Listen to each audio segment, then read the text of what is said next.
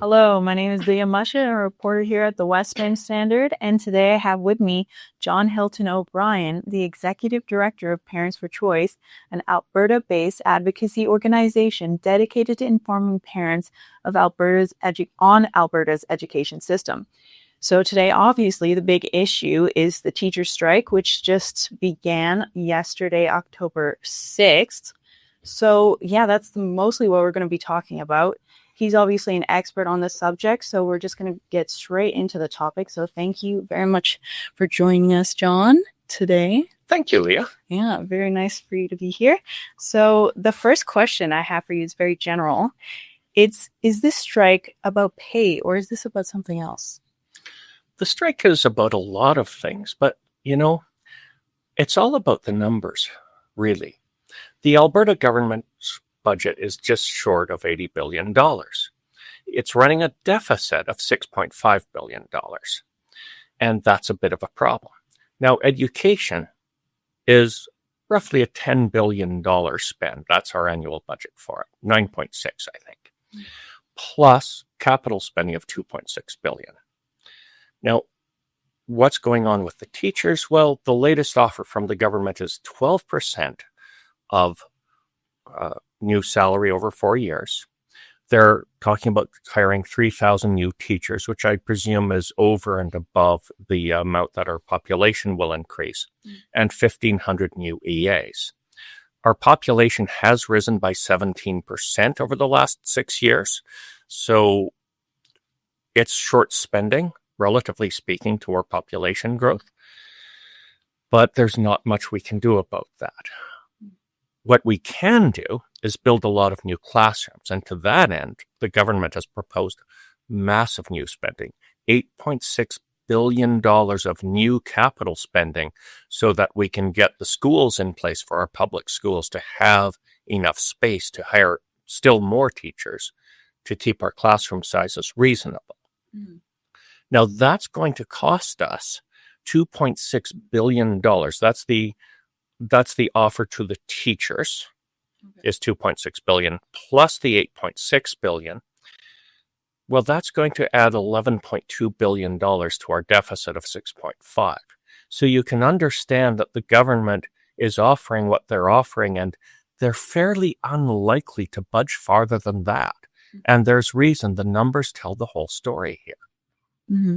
Okay, well, on that note, I guess yesterday Jason Schilling spoke at a press conference, and he was talking about how basically, I think, summarized, the teachers don't feel like they're being supported even with the deal that they rejected.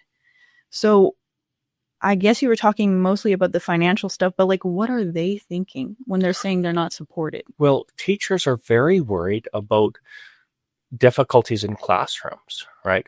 I had one teacher talking to me about the fact that he has an autistic kid in his class, moderate to severe. And what he said was, this student spends his entire time playing in the sink and screaming. That is all he does. And, I've spent some time working with people with developmental disabilities. It's really what qualified me to work with politicians. And I'd have to say, professionally, I think that gentleman is talking about a student who's beyond his classroom's ability to care. And perhaps we should exercise a little more caution about our mainstreaming policies and make sure that we have the support needed for children like that. They perhaps shouldn't be in a mainstream classroom. So there's two sides of this sort. Yes, we do need more EAs, but also we need to take more care with what students are in what classrooms. Discipline is also a problem. A child who strikes a teacher is right back in the classroom, the same classroom 3 days later. And so teachers aren't being supported in that way. Now, part of the problem with EAs is also that the Jordan Principle funding from the federal government ended. And that cut several hundred EA positions out of the province. And many school boards had been accustomed to the funding. Jordan's Principle is funding that attaches to First Nations children who are in classrooms. And many school boards were using it to hire educational assistants for the classroom. And they may have been relying on it a little more than they should have. So the cancellation of that program for public schools caught them off guard. But seriously, we had as many EAs under Jordan's principle as we were hiring new EAs every year. So it's something like 3 or 4% of the total number of EAs were cut by the federal government in a heartbeat this spring. So that's created a lot of extra trouble. These aren't things that the provincial government didn't deal with very much. All they can do is increase the funding we have for EAs. They've added 1,500.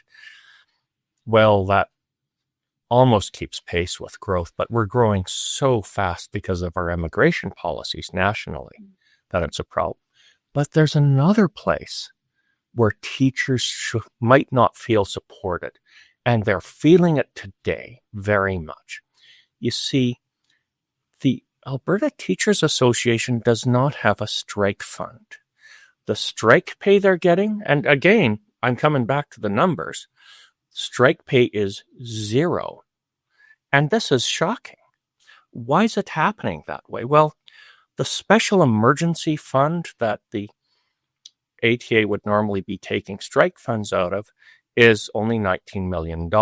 Now, again, by the numbers, if this was the Canadian Auto Workers Union, their strike fund for this size of budget would be $160 million.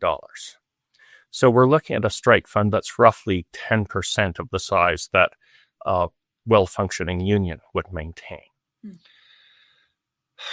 Well, why is it so low? Well, part of the reason is that in 2022, the Alberta Teachers Association siphoned $16 million out of that fund to create what they called the Defense Advocacy Fund, which is basically a political slush fund.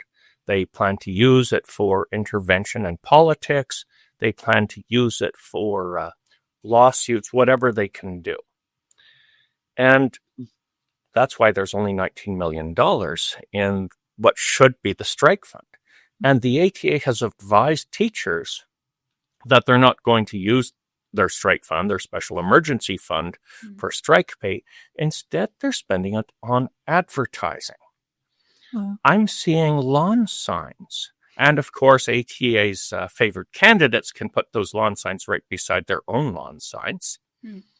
So I think we can see how that works. Wow. Wait, so advertising, ATA advertising for lawn signs and stuff. So are you talking about the candidates that they're endorsing, or are you talking about lawn signs for the ATA, like the strike? It's for the strikes. Things like Stand With Education and so on, stoptheexcuses.ca. They have websites. They have a website for candidates.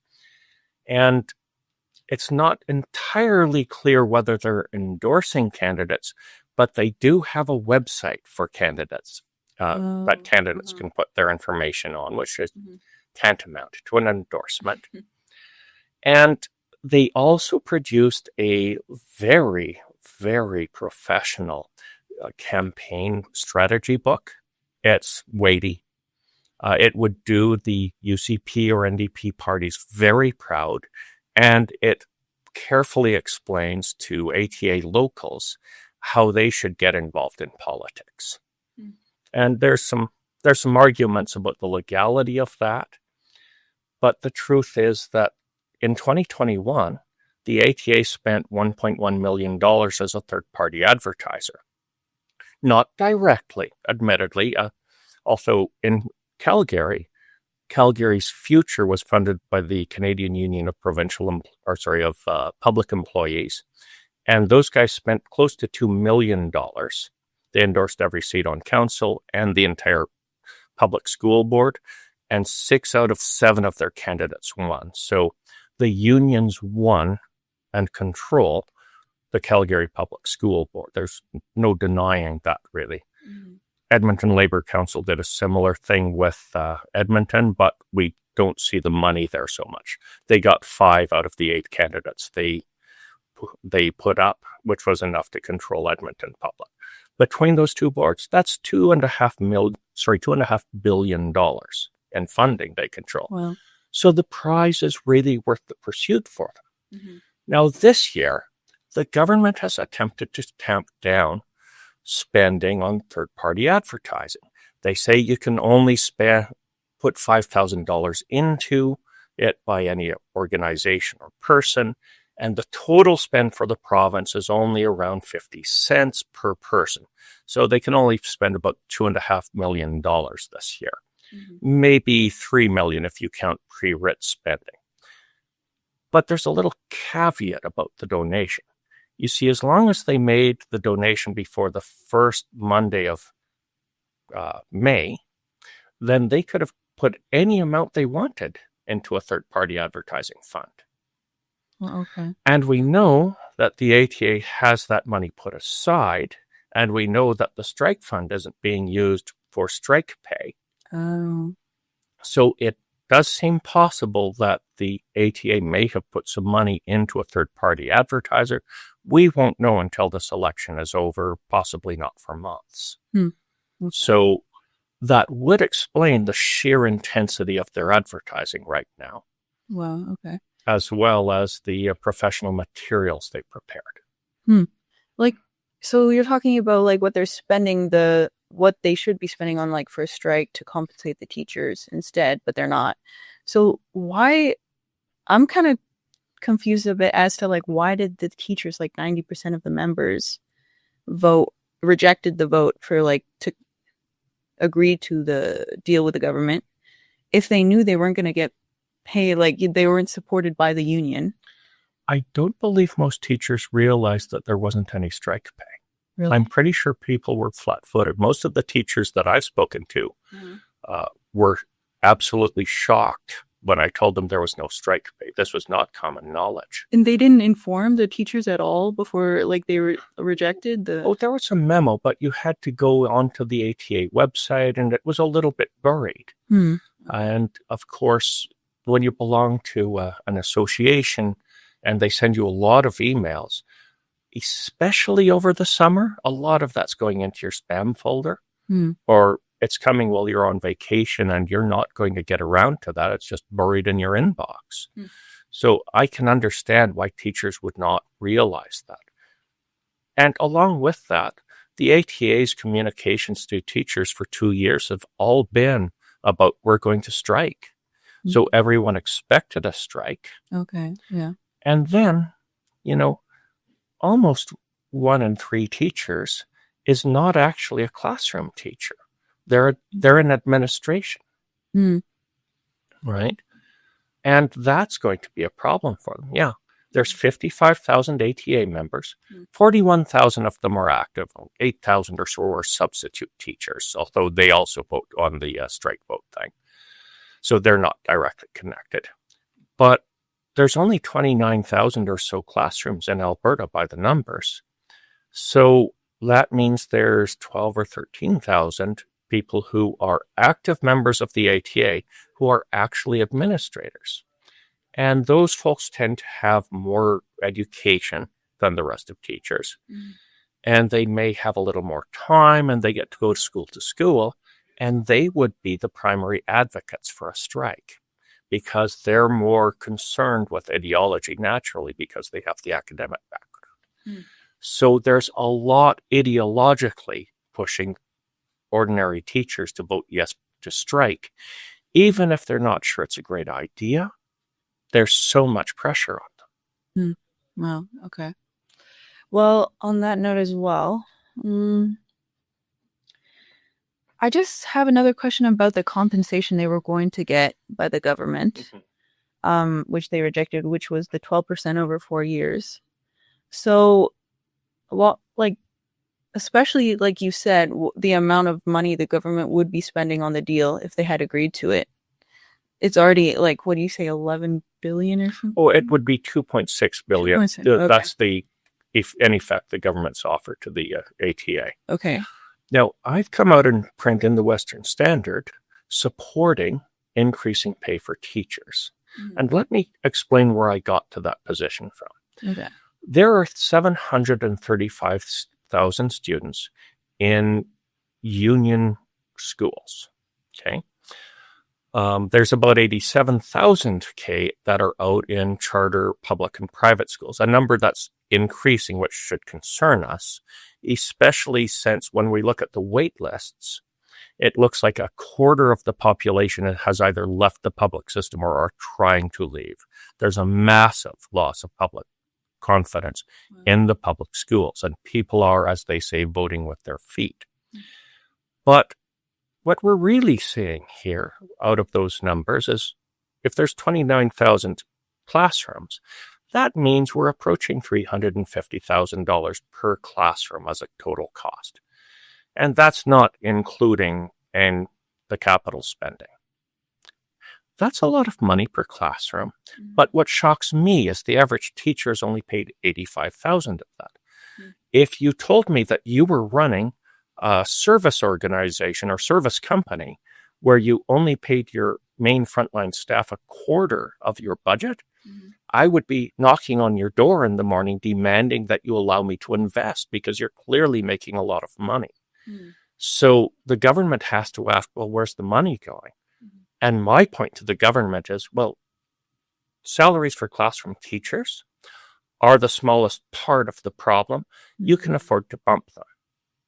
And apparently the government has heard me at least a little because in the salary grid offer, they gave a disproportionate bump to the teachers at the bottom of the scale and the ones with less education who are more likely to be the classroom teachers and less likely to be administration. So they've at least heard me there. But I would support, indeed, giving a little more money to teachers. It's the smallest problem. But ultimately, you know, when we're looking at this pattern, looking at these numbers, the ATA is not acting like a union that's negotiating in good faith for their members. When we're looking at spends in the millions of dollars, and the ATA and their allied unions who sit on boards like Public Interest Alberta or the Parkland Institute, between them, they spent $4.4 million as third-party advertisers in 2021. That is more than UCP spent in their winning provincial election campaign. The ATA is not acting like they're negotiating in good faith as a union. They're acting like a rival political party. And I am absolutely floored by how generous the government is being in that context. I would think they would recognize that the adversarial approach taken by the ATA is in fact adversarial. But the government appears to understand that this is not about teachers.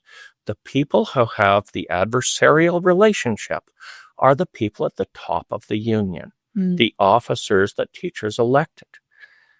But, you know, it's costing your average teacher $400 or $500 a day for this strike. And if I was a teacher, I would be giving serious thought to impeaching the leadership of the ATA that dragged me into this. Well, for impeaching, like, how would that process go? Do they need to get a certain number of signatures or something? I'm not sure how they would do it. But I do know that I hear rumors from teachers who are very angry with the ATA administration. And I think after their next paycheck, they're going to be angry indeed. Also on that, because the government announced that they're going to do a lockout on, I think it was October 9th. Yeah. So, and that's obviously a negotiation tactic because they want to get the negotiation going, probably. The reason for that is that what a real union administration would do when they're low on a strike fund is they would call for rolling walkouts. So you only strike at these 4 schools on Monday, you strike at those 4 schools on Tuesday, and so on. So you only have to pay strike pay on those days, and your members aren't affected so badly. And the government has said, we're calling your bluff. There's none of that. If you're on strike, you're on strike. No rolling walkouts. I think it's a waste of effort on the government's part because the ATA is got well, the top end of the ATA has absolute tunnel vision on this, and they want a general strike come hell or high water. Okay, so no matter, like, I just want to know more about the rules on how that strike works. So say, like, I don't know, the majority of teachers at a school, they want to go back to work. They hate the fact that they're not getting paid. Like you say, it's $400 or $500 a day or something off their paycheck. And, well, I mean, they're not getting paid, but yeah, like you said. And they all want to go back, but they can't because they're a part of the union. So could they can't, like, just quit the union, right? Like, that's not how it works. We set the ATA up in legislation, in fact, under the Teaching Professions Act. Honestly, they should be subject to FOIP requests. If you ask me, anybody that's set up in legislation should be, but they're not. So a bigger problem is that even if the majority of the teachers, the classroom teachers, wanted to go back, the administrators of the school, the management, is part of the union, and they want to stay on strike. Okay, yeah. Makes sense. Okay. Yeah, so you're talking about the advertisers, how much they spend on third-party advertisers, and you also sent me information about operational costs in general. They're spending usually like $30 million for the past few years or so on average. So, no, why do they need to spend that? Like, besides third-party advertisers, what are they doing with all that money that's so necessary? Like, that is an open question that I don't think I can speculate on. Although I know that they do pay handsome salaries to their executives. Oh, I have a good question. I don't know if this is online because unfortunately I didn't research this prior, but do you know how much Jason Schilling gets paid by chance? Not entirely, no. Okay. He's subject to a range, same as anybody else. They take the salary scale idea seriously. He's paid well over $100,000, though. Okay. Well, let's see. I think that's all I had to ask you, unless you want to add anything else that you think would be good and informative. I think we've said enough. Yeah, I think so too. I think we covered a lot, so that's good. It's a lot of numbers. But this strike is really all about the numbers, and the numbers don't look good. They don't. From what you told me, they don't. So, well, thank you very much, Don. I appreciate it. Thank you, Leah. Yeah. Well, if you guys enjoyed this video, you can subscribe to the Western Standard YouTube channel, as well as subscribe to our actual news website, which is $10 a month or $100 a year. And yeah, that's about it. So thank you for joining us, and goodbye.